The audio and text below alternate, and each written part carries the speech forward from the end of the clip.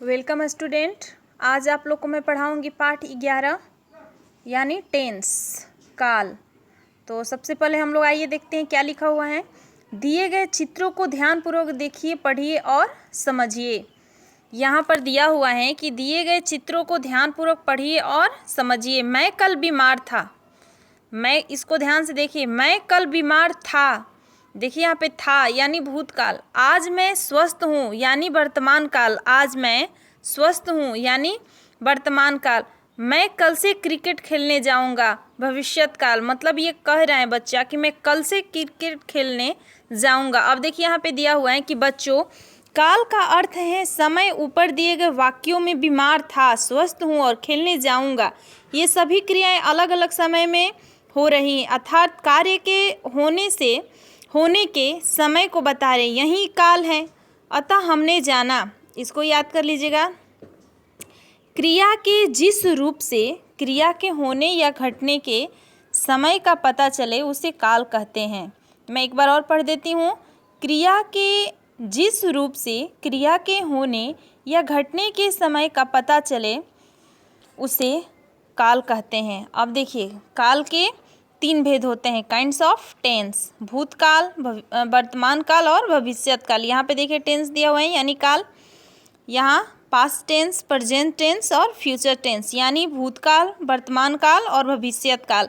अब जैसे कोई मान लीजिए कि आपसे पूछेगा कि काल कितने प्रकार के होते हैं, तो इसको याद कर लीजिए कि काल 3 प्रकार के होते हैं या काल के 3 भेद होते हैं, पास्ट, प्रेजेंट और फ्यूचर यानी भूतकाल, वर्तमान काल और भविष्यत काल।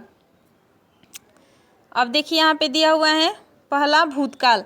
तो देखिए, क्रिया के जिस रूप से काम के बीते समय में पूरा होने का पता चले उसे भूतकाल कहते हैं। जैसे पहला नंबर है कल मेरा जन्मदिन था, दूसरा नंबर है कल हम घूमने गए थे, थर्ड नंबर कल रीना स्कूल नहीं गई थी। ये हमारा क्या हो गया, भूतकाल। अब देखिए विशेष, जिन वाक्यों के अंत में था, थे, थी आदि शब्द आते हैं वे हमें काम के बीते समय में पूरा होने के बारे में बताते हैं, अतः यह भूतकाल है। इसको ध्यान से समझिएगा आप लोग। था, थे, थी यानी यहाँ पे देखिए था, थे, थी। जिन वाक्यों के अंत में था, थे, थी आदि शब्द आते हैं वे हमें काम के बीते समय में पूरा होने के बारे में बताते हैं, अतः यह भूतकाल है। अब देखिए दूसरा वर्तमान काल। क्रिया के जिस रूप से काम के अभी जारी होने का पता चले उसे वर्तमान काल कहते हैं। जैसे माँ खाना बना रही हैं, दादाजी अखबार पढ़ रहे हैं, मैं खाना खा रहा हूँ। ये देखिए इस वाक्य से हमें ये पता चल रहा है कि ये अभी, जैसे माँ, तो माँ अभी खाना बना रही हैं, दादाजी अखबार पढ़ रहे हैं, यानी ये प्रेजेंट में काम हो रहे हैं यानी वर्तमान काल। देखिए विशेष में पढ़िए, जिन वाक्यों के अंत में हैं, हूँ आदि शब्द आते हैं वे हमें काम के वर्तमान समय में होने के बारे में बताते हैं, अतः यह वर्तमान काल है। अब देखिए थर्ड नंबर भविष्यत काल।